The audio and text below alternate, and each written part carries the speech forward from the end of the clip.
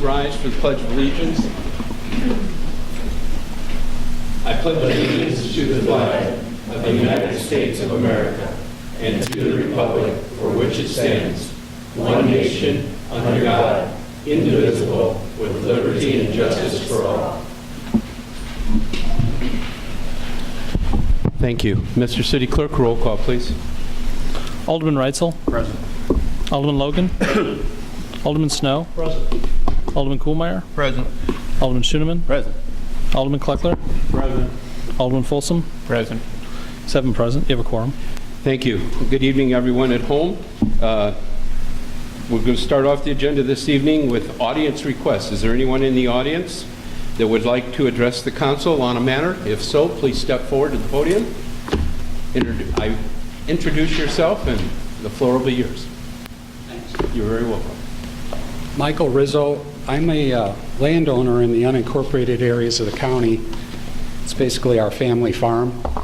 And one of the things that just recently caught my interest was this 911 consolidation that's going on. I knew nothing about it until maybe late last year between, I guess, the county, Rock Falls, and Sterling also. Correct, sir.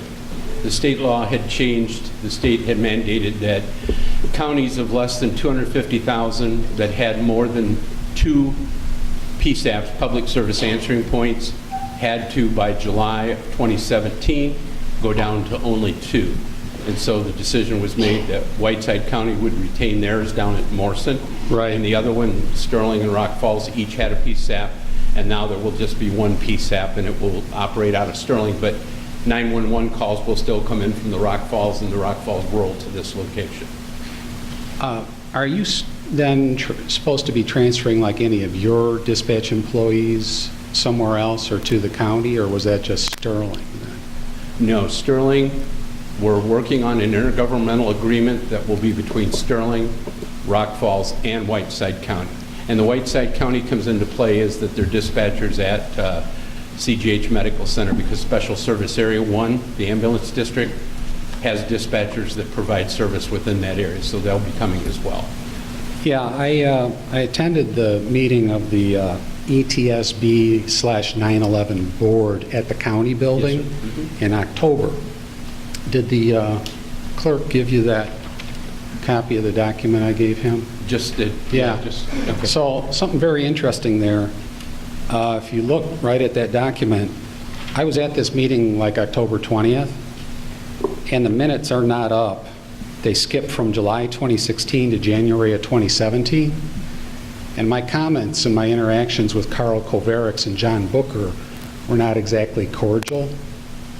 They're censoring those minutes. Now, I looked at, going back to 2009, when the ETSB board minutes are up, I assume they're all in paper files before that. I don't see one instance of a citizen like myself attending that board meeting. Now, what's going on here, my mom is from the area. I am running the family farm. I've been in government my entire life, in politics. My friend John was chairman, or excuse me, state's attorney of Champaign County, 2 terms. My other friend is working for the FBI in Chicago. I have friends with State Department, you name it. I mean, I've seen government from top to bottom. But what I've seen going on with the Whiteside County Sheriff's Department is like unbelievable. I've had a problem with the dispatch department in the sense that my mom and I have been calling in on dumping. We had a forcible break-in at one of our properties.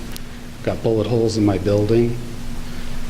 I've had a situation where the dispatch supervisor, who I found out is Ellen Anderson, this is through FOIA requests, has been impeding and delaying my ability to even get a sheriff's deputy to come out. When the sheriff's deputies come out, they don't gather any evidence, they don't take a photograph, nothing, not a single crime. I'm talking 5 to 10 crimes the past 2 years, not a single one has been solved. So I attended the public safety meeting, the subcommittee of the county board in May. And you can find that in the minutes, and I attached a 2-page statement. And the performance since then has gotten even worse in the sense that I'm being harassed, I've been threatened. I'll just make it real simple for you. I don't think if you're concerned about the safety of your citizens and your families in Whiteside County that you want to be sending employees to be Sheriff's Department employees under their dispatch department because they have a problem with corruption. I have probably a 7-page paper here that I wrote up for you. You can check it, at your leisure. And I would say this: anybody on this board who would like to come to my family farm, be my guest. I'll show you around and I'll show you what's been going on. And it is not a pretty picture. Why is Covarix not got the October minutes up? Sir, At the website. You do realize that this is the city of Rock Falls. Yeah. If that's an issue down there, and if what you're saying is true, have you went to the county board to address this concern because they would oversee that? It concerns you too because Whiteside County deputies respond to calls within and around the city. So, you wouldn't want to be calling Ellen Anderson when Nicholas Shealy hatchet murdered your citizen around here in Sterling, okay? I have had a situation where they're trying to impede and argue with me because these are mostly property crimes. There's no revenue involved. And I can barely get a deputy to come out. So to answer your question, yeah, I went to the Public Safety Subcommittee. As you know, the board in Whiteside County is pretty big and unwieldy. Well, it's like a 27-person board, I believe. Okay? And as far as the board and everything that's going on in Whiteside County, I know everything about Morrison because my mom's cousin, Phil Rankus, was on the board for 18 years, and he was chairman of the board. So I know who's running it, I know what's going on behind the scenes, and you essentially have a good old boy corrupt system where if you're not in the in group, you don't get a deputy to come out. Your crimes don't get solved. That affects you here in Rock Falls as much as anybody else. Every citizen has a right to be treated equal under the law, and that's certainly not the way I'm being treated. But yeah, I went to the subcommittee of the board, the Public Safety Subcommittee, on May 5th of 2016, spoke briefly, not in detail so much about the dispatchers, but about the performance, lack of performance of the deputies. Wilhelmie was there. They all know who I am. Since then, I've been harassed. If they find someone in Morrison, it's very much about conforming to the group, don't make waves. I think Morrison is a town, my mom grew up there, it's seen its better days. When you start questioning the system, you better watch out. I've been threatened since then by Deputy Jed Rankus on my own property. They still don't collect evidence. Talk about that. After I went to that Public Safety Committee meeting, where I was treated cordially, and I put a 2-page document on record. It's up on the website for the next 100 years. You can see it. I'll leave you a copy of that. I phoned the committee member, Bud Thompson. I guess he's the former mayor of Prophetstown. I don't know him. After his wife called him to the phone on May 28th, he told me he was eating dinner and he hung up on me. Paul Cuniff, I gather, lives in Rock Falls. He told me he's a farmer. He was there. I phoned him on May 28th, after the meeting just to, discuss it, what you were suggesting. His phone number's disconnected. I talked to Dana Nelson, the county clerk, who knows me.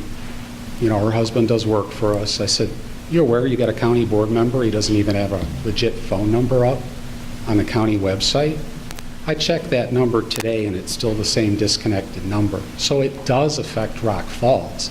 Anytime that there's police criminality or police corruption or people being treated unfairly, you need to watch yourself because these guys carry guns and badges and they could kill without trial. You need to know that you can trust the police, that when you call them, someone's going to come out. So, Remember that the city of Rock Falls has its own police department. right. We do not rely on Whiteside County for police protection. I understand your concern, but really I think this needs to be, you should be addressing this with the county board or the state's attorney or someone down there. I don't know who that right person is. Whiteside County, it's not its own little world anymore, okay? But I think your point's well taken, sir, but this board, there's no actions that we can take because it's outside of our jurisdiction. I recommend that you do not combine with Whiteside County Dispatch and make any employees from Rock Falls or Sterling employees of the You county. need to take that, Well, you'd have to enter an intergovernmental agreement in order to do that. And that's what you're debating. And I'm recommending you don't do that. So I'll finish up, and I'll just read something into the record. I got a 7-page document here. I'm going to sign it. If you want to put it in your official record and add it to the notes, you can. But the idea that, the board or police can police themselves is unrealistic. Okay? The United States Attorney, the Department of Justice from Washington, D.C., just did a review of the Chicago Police Department. You know why? Because just like Whiteside County, they're stuck in their ways. They still want to bash heads on hippies like they did in 1968, and they just don't get it. The bureaucracy doesn't want to change. Lisa Madigan, the Attorney General, invited in the United States Department of Justice from Washington, D.C., to basically tell them that you can't shoot people anymore, crack their heads, and plant guns on them. Whiteside County needs to do the same thing. You need to get with the times and realize that no police corruption is tolerable, whether you live in Rock Falls, Sterling, or the county. It does affect you. Anybody who travels through here, it affects them. So my suggestion to you is this. You do not want to enter into an intergovernmental agreement to trust your dispatch functions, whether they do it here or there, to the Whiteside County Sheriff, as currently constituted. I think you're putting the lives of yourself and your family in danger. I don't feel safe at my own place. I've got centerfire rifle rounds, 5 or 6, in one of my sheds. If myself or my mom were in the building, we could be killed. Nothing is being done about it. So the whole idea like this doesn't affect me here, or it's not our problem, there's a much larger world out there. And when I go to the Public Safety Committee meeting, 2 out of the 4 members hang up on me or their phone's disconnected, and Paul Cuniff lives in Rock Falls, and I think it is a problem.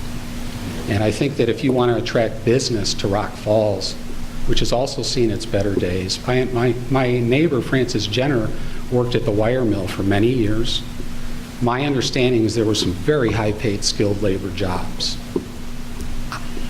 My ancestors go back in this county to 1870. And I resent being treated like a second-class citizen by anybody in this room or anybody outside the county. My mom's cousin was chairman of the county board. What do they do to people how are people being treated that don't have the education I have, don't have the money to hire a lawyer that I have, don't have the governmental connections that I have? I wouldn't recommend my worst enemy to buy a home, start a business, anywhere in Whiteside County. Myself and my family go back. My grandpa's grandfather was a tenant farmer. So if we're getting treated this way, what's happening to the people with less resources?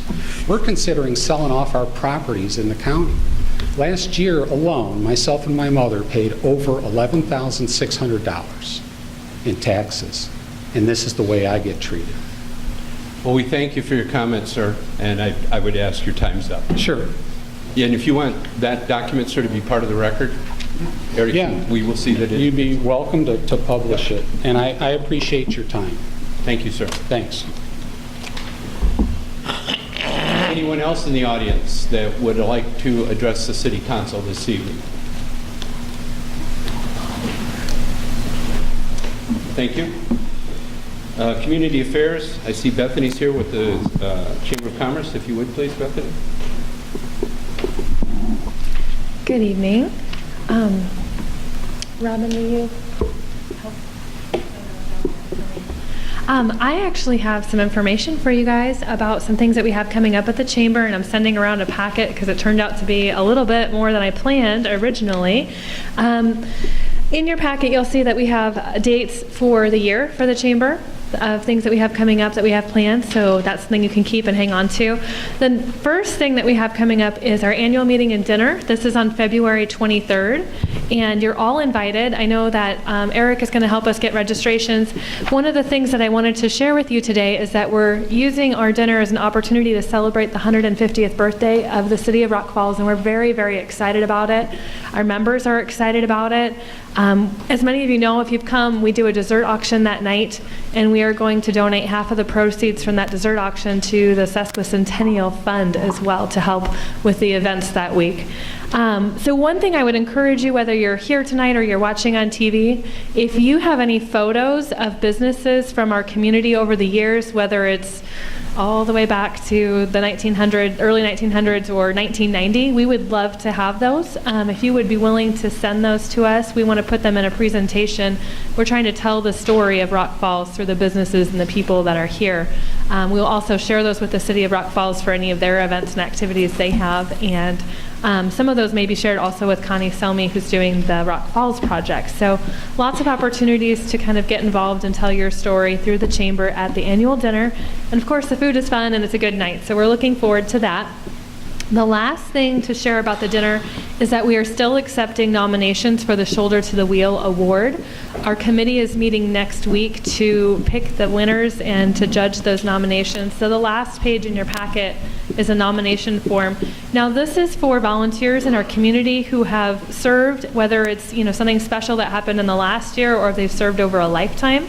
So you can nominate an individual, an organization, or a youth organization. Lots of different categories of people could apply for this as well. The big thing is that they've served Rock Falls and that their heart has been here in the community. So we're accepting those as well. And then the very last thing I have to share with you is that we have a discount card that we're getting out here very soon. And this is all about shopping local. So we invite businesses from our community to be on this card, chamber members, and then we share this with our members and their employees. And it's just a way of encouraging people to spend money in our community. So that's a project the chamber has going on right now. So does anybody have any questions for me?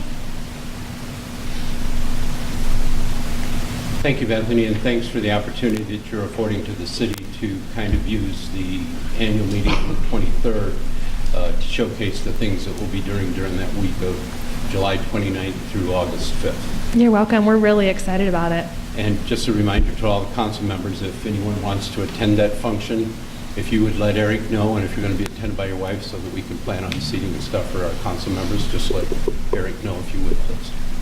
Thank you, Bethany, very much. Thank you. We only have 2 items on the consent agenda this evening, but I would ask if for any reason any of the members of the board would like to have any one of those items removed for any particular reason. Corrections, additions? For the minutes? Minutes? If you don't want to remove, let's get a motion, then you can do so, sir. Approval of the minutes of the January 17th, 2017 regular council meeting and approval of the bills as presented. I'll move for the adoption. Second. Motion by Mr. Kugelmeyer, seconded by Mr. Folsom to approve the 2 items. Any further? Mr. Pleckler? 2 areas under water reclamation. We had discussion about buying the UV lamps, but there was no vote reported. I believe that was a 7-0 vote. And also under tourism for the disbursement of the funds for the Big Bass program, the same thing. We don't have a vote listed, and I believe that was 7-0. Thank you. Thank you, Rod. Any additional additions or corrections? Will the maker allow the I'll motion amend my motion the to corrections? include the things that Rod's The mentioned. corrections as presented? Second, Mr. Folsom? Okay, so we have a motion and a second to approve as well as to approve at the same time the corrections noted to the record. Any further questions or discussions? Hearing none, roll call, please. Alderman Reitzel? Yes. Alderman Logan? Yes. Alderman Snow? Yes. Alderman Kuhlmeyer? Yes. Alderman Schoeneman? Aye. Alderman Kleckler? Yes. Alderman Folsom? Yes. 7-0. Thank you. Next item on the agenda will be ordinances for first reading. The chair is going to remove number one only for consideration from tonight. That Approval. leaves item number 2, if you would, please. Approval of ordinance 2017-2299, an ordinance authorizing the issuance of general obligation alternate bonds of the City of Rock Falls, Whiteside County, Illinois, in an aggregate principal amount not to exceed $13 million for paying the cost of designing, constructing, and operating broadband internet system for the city and related expenses. Make a motion to approve ordinance for first reading 2017-2299. Second. Motion by Mr. Schoeneman, seconded by Mr. Reitzel for the approval of ordinance 2017-2299, which is an ordinance authorizing the issuance of general obligation alternative bonds, City of Rock Falls, in an aggregate principal amount not to exceed $13 million for the paying of cost to design, construct, and operate broadband internet system for the city and related expenses. Before I call for a vote on that, is there any additional comments or that anybody'd like to bring up? I would remind everyone and the people that are listening at home tonight, although this is for $13 million, the whole amount, and this is not the issuance of them, the whole amount at the time that we do, if this passes, will not be for the whole amount. This is going to be done as we do the fiberwood model that we've talked about and the main build-out. So I just wanted to throw that out there. I guess if we're going to have discussion at this time, I would like to discuss. That's what I asked. You didn't ask. I mean, normally we don't have discussion on the first reading. You roll that over. All I would do was ask you gentlemen to think about something that doesn't appear in the business model. Is one, is if this fiberwood program is a success, a huge success, and we get 60% or so in the neighborhoods that sign up for this, what is going to happen to the other businesses that are involved in this? Comcast, Xfinity, AT&T. I can't see that they would stay in the community for that small portion of the business where our model tells us we need to have that 50-some% to be to the good. So I would expect them to drop service in the city of Rock Falls. You also have to look that these companies are paying somewhere around $400,000 to the city of Rock Falls in taxes, franchise fees, and full hookups. And if we lose that $400,000 out of our general fund, where do we make it up? I mean, so it appears to me that if this is a win situation, it's also a lose situation. Thank you, sir. Any additional comments to be made by anyone? Hearing none. This is an ordinance for first reading only. It's a motion and it's been seconded. And for first reading only, it's only to pass it along, so it just takes a majority vote. So all the members in favor of the approval of ordinance 2017-2299 for first reading only, say aye. Aye. Aye. Opposed? Aye. Chair recognizes one aye, or excuse me, all ayes except one nay, and to that passes and will be moved along to second reading next month. City Administrator. Good evening, Your Honor.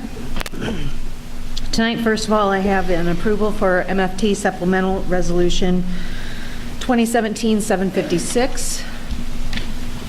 Chair would entertain a motion at the request of the City Administrator for the MFT Supplement Resolution. So moved. Second. Motion by Mr. Snow, seconded by Mr. Folsom for the approval of the MFT Supplemental Resolution. Any questions or discussions? What this is, Your Honor, is we simply went over budget by $2,000 on various aggregate and things that we purchase using the MFT money, so a supplemental is required by law. Thank you. Any addition? Roll call. Alderman Reitzel. Yes. Alderman Logan. Yes. Alderman Snow. Yes. Alderman Kuhlmeier. Yes. Alderman Schoeneman. Aye. Alderman Kleckler. Yes. Alderman Folsom. Yes. 7 aye. Next, Your Honor, I have approval of the underwriting engagement letter with Robert W. Baird and Company for general obligation bonds, alternate revenue source, Series 2017. Move for the permission to send the letter. Second. Motion by Mr. Kuhlmeier, seconded by Mr. Logan for the approval of the underwriting agreement letter with Robert W. Baird and Company for the general obligation bonds, Series 2017. Motion been made and seconded. Is there any further discussion or questions? Hearing none. Roll call, please. Alderman Reitzel. Yes. Alderman Logan. Yes. Alderman Snow. Yes. Alderman Koolmeyer. Yes. Alderman Schoeneman. Aye. Alderman Kleckler. No. Alderman Folsom. Yes. 6 aye. Motion carries. Thank you. That's all this evening, Your Honor. Thank you, ma'am. Next item on the agenda, excuse me, is information correspondence. Mr. Ardini? Just to follow up on what Bethany and you both had said about just letting me know if any of the aldermen or department heads are going to be going to the annual meeting for the Chamber of Commerce. That's all. Thank you, sir. Mr. Reese is still enjoying the warmer climates of the world at this time. Mr. Sanders, it's nice to have you with us this evening. Thank you, Do you Your have Honor. anything to share with the body? Only that I'm not still enjoying the warmer climates. But nothing other than that, Your Honor. All Thank right. you. Thank you. Mr. Rickinson, you moved. Usually you look right over there. I see Diane Beach. Yeah. Okay. Nothing this evening? Thank you, sir, very much. Department heads, Mr. Cox. Nothing tonight, sir. Mr. Simon, Electric.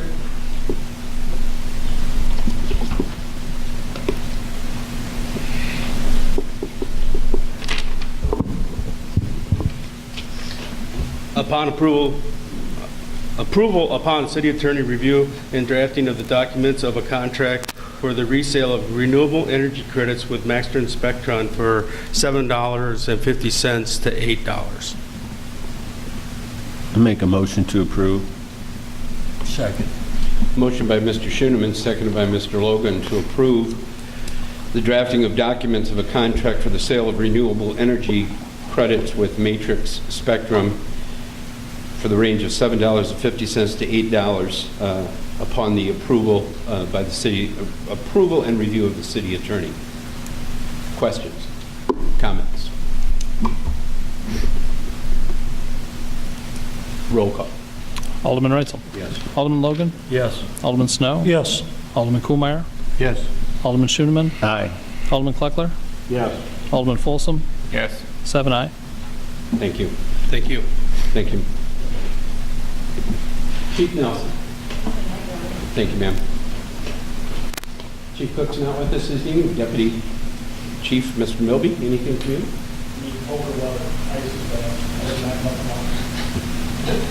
Mr. Siri? Yes, I figured you would. Mr. Padilla? Thank you. Mr. Spinka, Streets? Thank you. I know you have something, Ms. Hatfield, so if you would please, from the utility office. Usually very quiet. I know. I'm asking for the approval of write-offs for the utility office and electric department in the amount of $22,989.93. Make a motion to approve. Second the motion. Motion by Mr. Snow, second by Mr. Schoeneman, to approve the write-offs for the utility office and electric department that come from the electric committee and the finance committee, and for the council's action. Any questions, comments, or considerations in the matter? Hearing none, roll call, please. Alderman Reitzel. Yes. Alderman Logan. Yes. Alderman Snow. Yes. Alderman Koolmeyer. Yes. Alderman Schoeneman. Aye. Alderman Kleckler. Yes. Alderman Folsom. Yes. 7 aye. Thank you. You're very welcome. Janelle? Oh, wow. Oh, my goodness. Ward reports going around. Mr. Reitzel from the first ward. Nothing back, sir. Thank you. Mr. Logan. Nothing tonight, Mayor. Thank you. Ward 2, Mr. Pulumer. Yes, we want to send best wishes to former Mayor Dave Blanton. He's now Coloma Township Supervisor. He's recovering from serious back surgery, and of course, I think he really deserves the best. Absolutely. So, Anything else, sir? No. Mr. Snow? Nothing tonight, Your Honor. Ward 3, Mr. Schoeneman. Nothing from the ward, Your Honor, but the electric committee, just to let everybody know, is going to meet on the 21st at 8:15 instead of the 28th. The electric committee is changing its meeting date till the 21st at 8:15. 8:15, At the correct. electric. Thank you. Anything else, sir? No, sir. Okay. Mr. Clark. Nothing tonight. Thank you. Mr. Folsom? nothing tonight, Mayor. Thank you. Under the mayor's report, I will be hosting the Northern Illinois Mayor Group on February 16th out at the Candlelight. If any of the aldermen would like to join us at that meeting, if you will just leave a note in my mailbox or come down or just let me know, contact me and let me know. Up until the day before, it's fine, just for numbers and planning. We have a large contingency of the mayors from the Northern Illinois area. And as you all know, we're very blessed to have 6 or 7 members of the IML Executive Board that are mayors in our group. So we, Mr. Cole, Brad Cole, who's the director of the IML, he is going to be in attendance at the meeting as well. So if anybody would like to join us at that meeting, please just let me know. Okay? What time's that start, man? It'll start at 6 o'clock, Mr. Snow. Thanks for asking. Forgot about that. In the evening or morning? 6 o'clock in the evening. Ron, if you want to be out there at 0600 hours, you go for it. It should be all by yourself. Yeah, it was a breakfast one. No, it's not a breakfast. It's a very worthwhile group, and you have a good speaker, so yes, I'll be there. Okay. Next item I have is just to make it known that at our next meeting on the 21st, I will be delivering the State of the City speech, which I know that you all look forward to with all kinds of anticipation and anxiety. So don't skip the meeting, all right? Make it brief. Next thing is the Chamber of Commerce Annual Dinner, which we've already kind of talked about. Just a reminder again to get into Eric, so that's 3 reminders so that you got that. I didn't put it on here. There's no action item concerned with it, but I just wanted to mention the fact that planning for the sesquicentennial continues. We are getting very close. At our last meeting, we got a lot accomplished, and we're getting very close to having the entire week's activities outlined. And once that is done, we'll be putting together the brochure. We're still 6 months out. I know that seems like a long ways out, and it is, but it'll be upon us before we know it.